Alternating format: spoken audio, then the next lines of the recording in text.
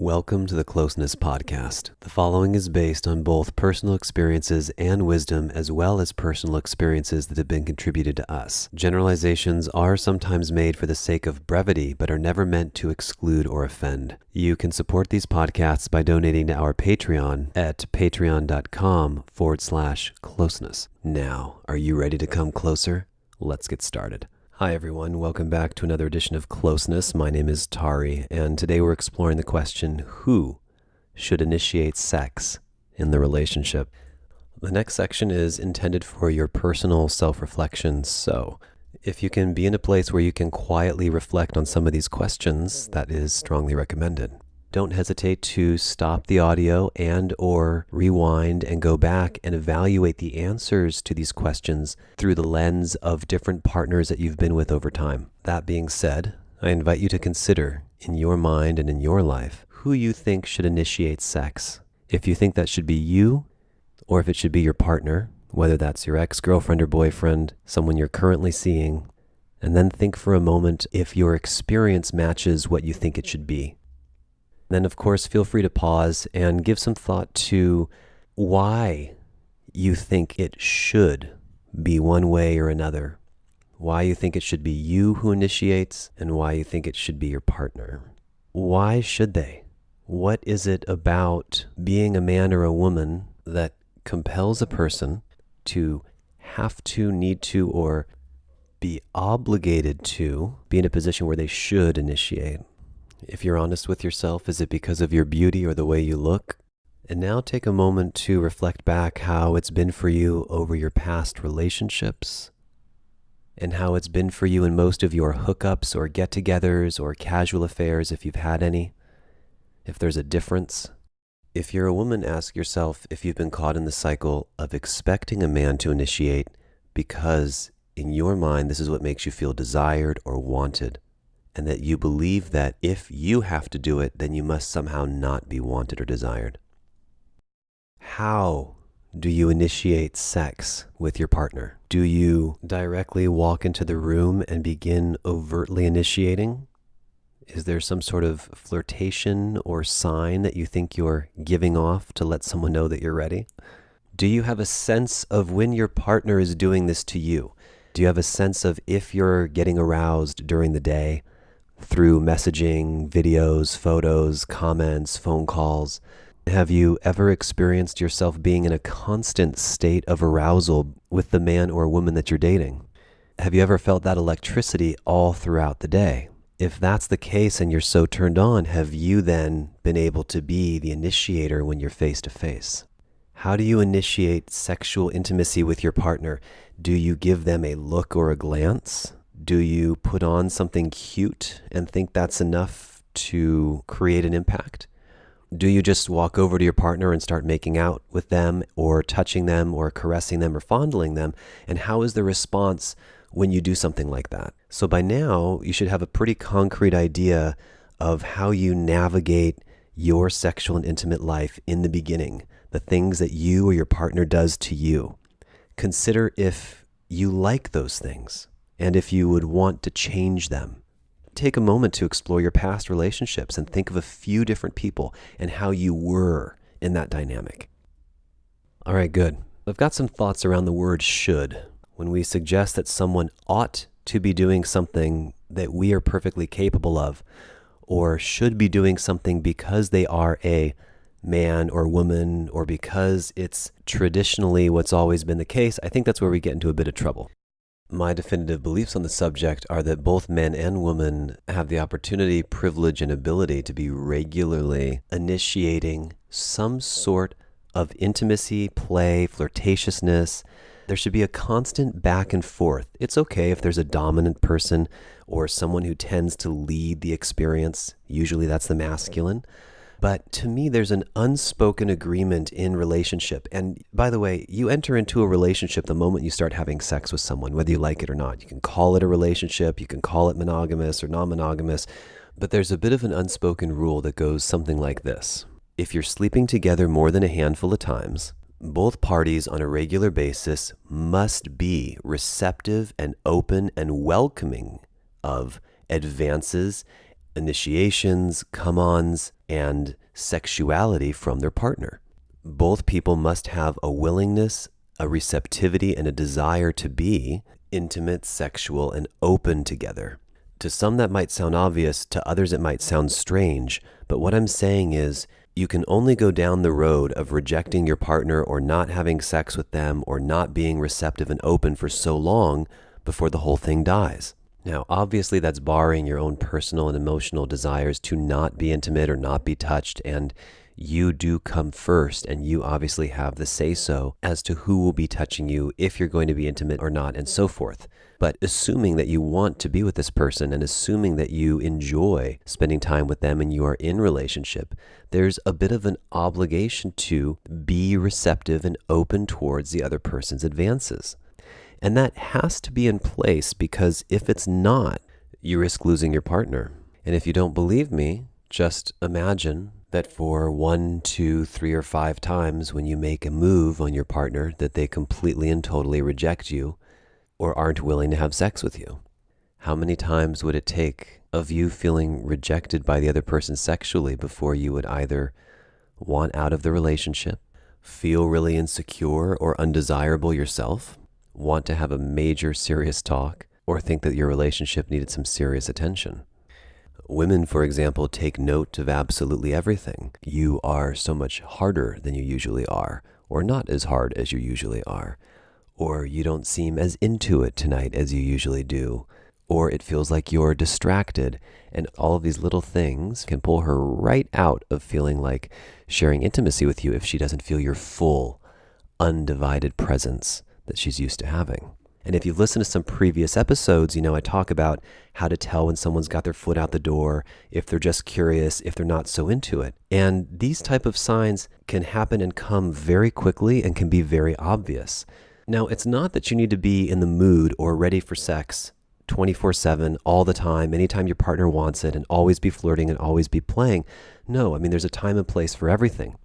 But it's more that your general receptivity towards intimacy and sexuality, to me, always needs to be open, curious, bubbling, and possible. Because the moment it's not, and there's leeway here, but more or less, the moment it's not, a lot of insecurities start coming into play. And frankly, these are the very beginning traces and evidence of what eventually becomes a sexless marriage if you're not careful. Is he into this? Does she still like me? Is he cheating on me? Does he have his eye on someone else? Did I just get rejected, so now I'm not going to initiate sex anymore? Do I feel rejected, so I'm going to withhold sex the next time he or she tries to be intimate with me?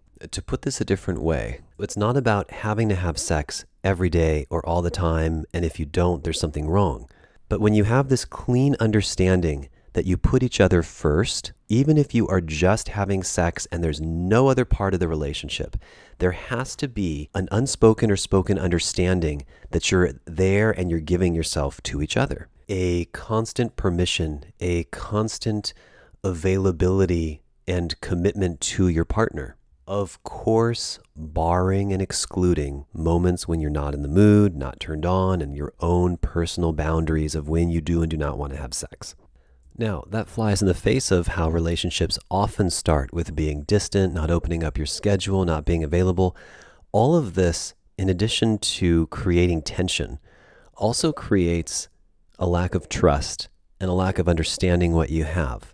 And it also can make the eye wander. When you're sleeping with someone, there has to be a sense of availability so that both parties know that they can feel safe when they make the first move. As a sidebar, I think something that's to be avoided in relationship or any interaction that's sexual is someone having sex with someone else because they think that person wants to, or it will turn them on, or it's what they want.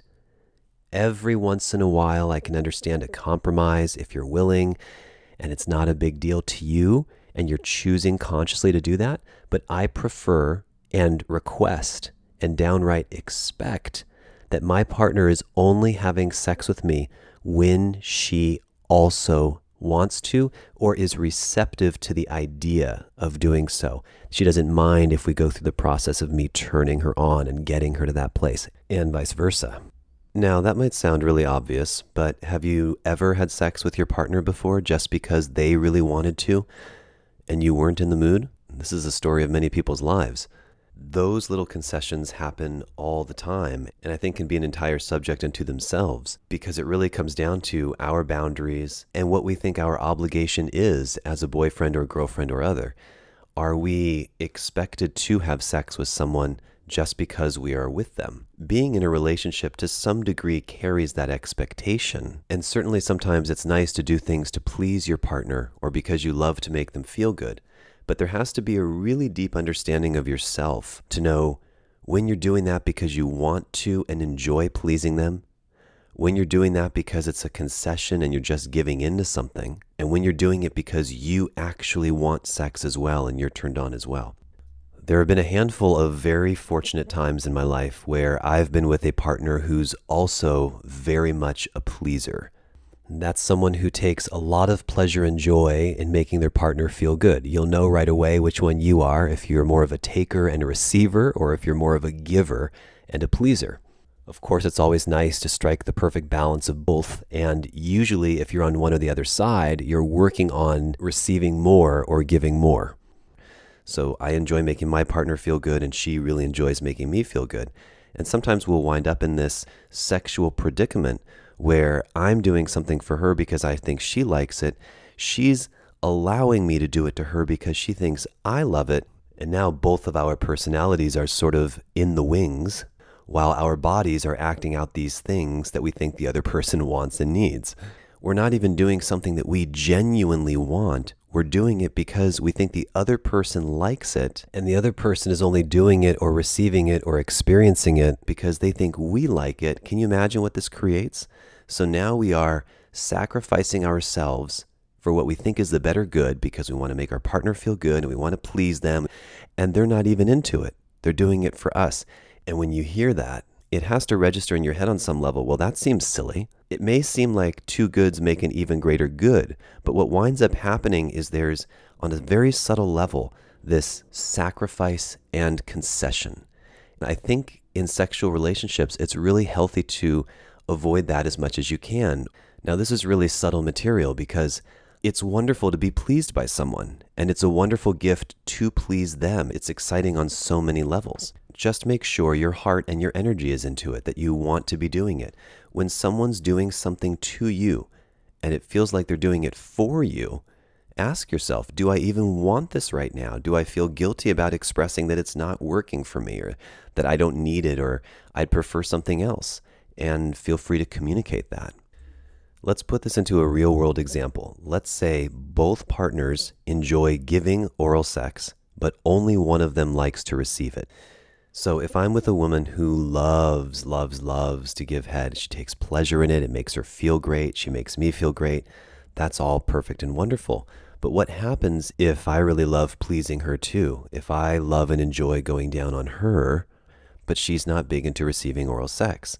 For most women, it should only take a moment of thinking about that for you to say, well, it's my body, I don't want that, I don't like that, therefore we shouldn't do it. And I would agree, that's the correct response.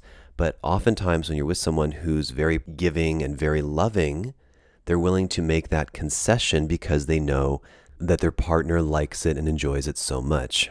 Now, to be clear, and this is another level altogether, a relationship or a connection or someone who you are regularly seeing, not just once or twice or thrice, is the perfect container with which to explore and discuss these things.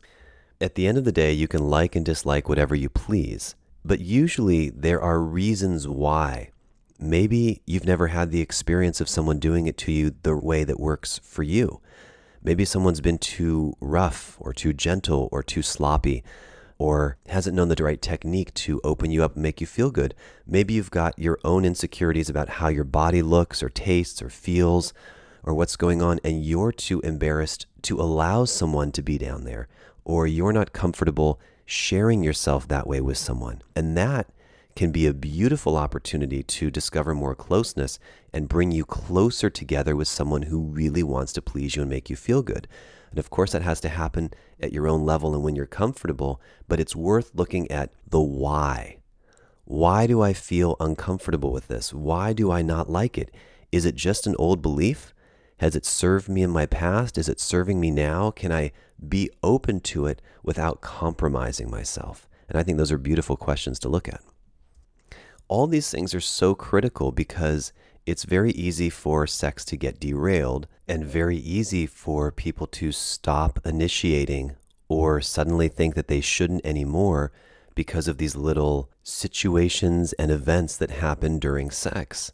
You're either going to come into a relationship with the idea that you should or should not be initiating sex, or something might happen to you in the relationship that shifts your belief about that. But more often than not, people form habits really, really easily and quickly, patterns, ways of living that are on autopilot. So you really want to be aware when someone starts showing signs of, for instance, lack of interest in sex, so that you can have a conversation and both continue to initiate with each other because you want to have sex or make love to each other. All right, now consider for a moment that you are a woman who believes that a man should do the initiating, and that you're wrapped up in the belief that this means when he does that you feel attractive and desired. First and foremost, I always ask and invite people to look at their beliefs that say a man or a woman should do something, if that's based on an insecurity, if it's based on feeling not worthy if it doesn't happen this way, if you don't get hit on, if you don't get complimented, if someone doesn't initiate sex with you first. So if you do want to feel wanted and desired, and you think that's what happens when a man initiates, consider this. What men find interesting sexually is generally immediate genital stimulation, immediate blowjobs and kissing, and instant sexual gratification. If most men are oriented in that direction, is that the way you want someone constantly initiating sex with you? If his standard default way is the way it's going to be regularly and from now on, is that what you like? If you've ever thought to yourself or yearned for being taken a certain way, have you ever communicated that to him? If the way it's happening is the default way that you're having sex because you don't want to initiate because that makes you feel a certain way, but the way you're being initiated with isn't all that fantastic, what are you going to do about this? Don't you as a woman have many more ideas about what would be sexy or fun or a great way to flirt or a fun way to start something off? Of course you do. Women's fantasies are so much more extravagant and interesting and full of emotion and color than a man's fantasy. These are things to be communicated and explored. Does it really mean that you are not sexy or a sexual being or desired if your man is not constantly initiating with you? Do you really believe that it pulls him out of his masculine power or manly ability if he can't pounce on you all the time? Or if you softly push him back against a wall, or if you climb on top of him and straddle him, or if you get behind him and nibble on his ear, or if you reach around his waist or his chest, or slide your hand up from the inside of his inner thigh up his jeans? Come on now. And then finally, here's one more thought. Usually when I talk to couples about being more adventurous, and I'll just pick a very strong polarizing topic, let's say it's having a threesome. The number one response that most women have is, oh, no, I don't share. I just like one-on-one, and I only want to do it this way. And that is a valid response. But if you're open to this sort of thing as a couple, is that how it has to be every single time, day in and day out, every week, every month, every year, for the rest of your life until you die? Or is there some leeway for a new experience or to try something different once in a while? Now, a threesome, you're going to get a feeling in your stomach right away. That's going to be hell yes or hell no, never, never, never. But when it comes to initiating, think about it that way. You need your man to initiate every single day for the rest of your life until you die, and you can never do it, and this is the only way you're going to feel validated and loved? And if, so help you God, you just initiated once and it didn't go as planned, or you didn't get the result that you'd get, you'd forever be wounded and would never be able to initiate or flirt again? Is this who you are as a person? Or can you pepper something in? Can you sprinkle in some feminine magic, some love, some new ways of flirting or new ways of interacting sensually, some interesting things that you might think your guy might like, or just tell him things that you would like, or show him through the clarity of your example? Teaching through the clarity of your example is one of the most beautiful things that you can do. I do think a lot of this has to do with a woman's fear of rejection. which also would lead her to not feeling sexy or desired or approachable. And it's really important to know the signs of the difference between actually being rejected, meaning I don't want you, you're not attractive to me, stop touching me, which is almost never the case, and just being in a different state of mind, being engaged with something else or a different hobby or wanting to get something done or working on a project. This is just when we are in our masculine and focused on something else. It's important to understand the difference between being rejected and when someone is just genuinely busy or not in the mood. What does it look like when someone's just engaged with something else? Their focus is just very intently on fixing their car, building that table, painting the house, and yes, even sometimes watching a football game. And while I personally cannot imagine putting sports and televised activities on a higher priority or level than making love or having incredible sex with or magnetically fucking my girlfriend, I do observe many, many men making this their focus because it allows them to just not think and just be engaged with something very easily that doesn't require a lot of emotional output. What do signs look like when someone's not interested in having sex with you? They withdraw.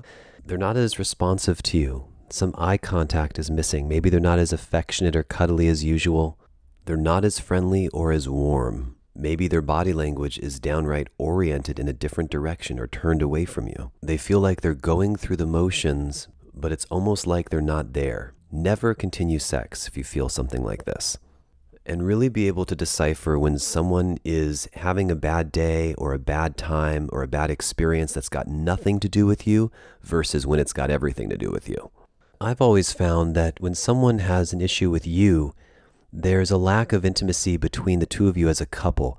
But when someone is upset with a life situation, something that happened at work or with a friend, and they need someone to listen to them or be with, there's still a level of closeness and intimacy that's there while you listen and support. It's really important to understand these signs as well in case someone is ever not honest with you. Dramatic changes in a relationship could indicate cheating if someone becomes overly accommodating than they usually are, or if you see them pull back significantly.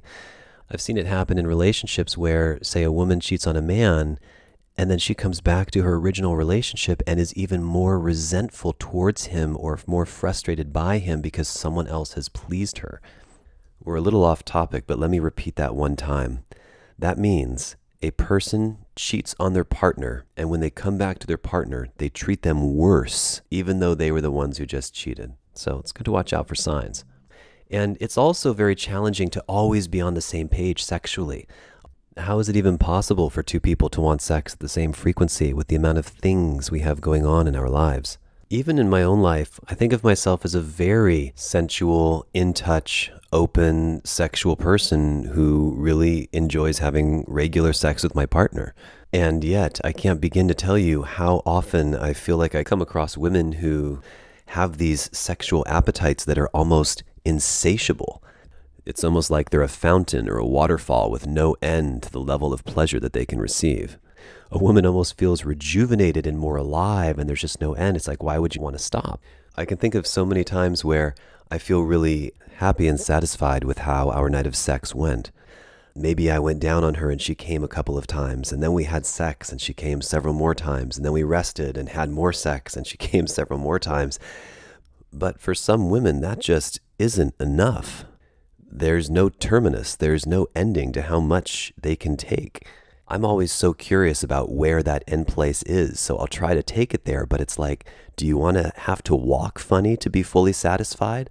If you do it so much that you're so sore down there that you can barely walk or you can't take it anymore, are you then satisfied, or are you just bummed out that your equipment stopped working but you still want to go for more? It boggles the mind. Regularly, I'll even see a woman lying in a puddle of her own nectar, still ready and eager for more, looking up and smiling, ready to go again when you are. And yes, this is amazing and beautiful, but I'm highlighting a point, hopefully in an amusing way. And that's that we've got this stereotype that it's the man who is apparently always supposed to have the higher libido, want sex more, initiate sex, and be the one. But I'm finding more and more women are starting to feel comfortable admitting or showing or allowing their bodies to get to the point where it's obvious. The evidence that women want sex, need sex, enjoy sex, love it, can't get enough of it, even want it more than men, that they can go longer, respond more, feel more, come more, give more, receive more, take more, and enjoy more, is absolutely incontrovertible. So, what does a partner who has that type of a voracious appetite need? Do they need more than one partner? Do they need you to always initiate sex? Does it fall on them to do so because they want it more? Or do they need someone who enjoys marathon sex or having sex for 7 hours a day? Then these are things you look at. It's like, how often do you want to be having sex? Multiple times a day? Multiple times a week? You start to see that all these different factors come into play when we're talking about who should initiate.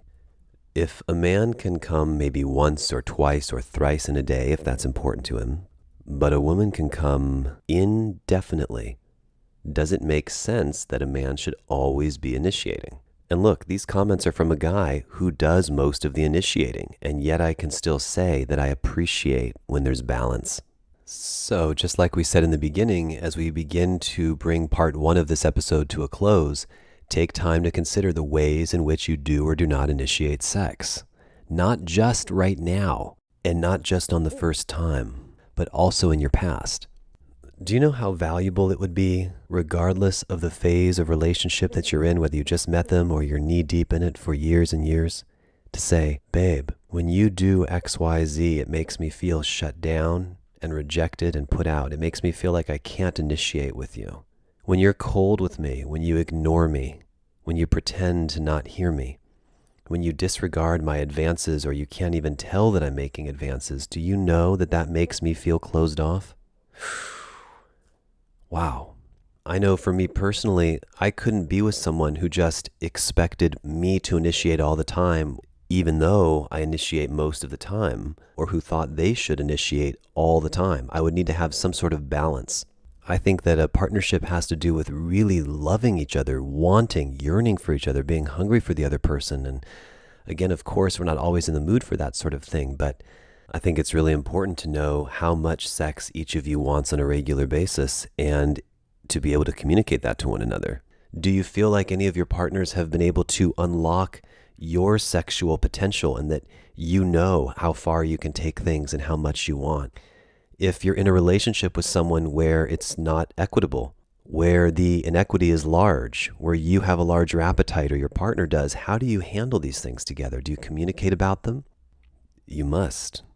And most importantly, do you know what would make you genuinely, authentically happy? I'll see you in a few moments on part 2.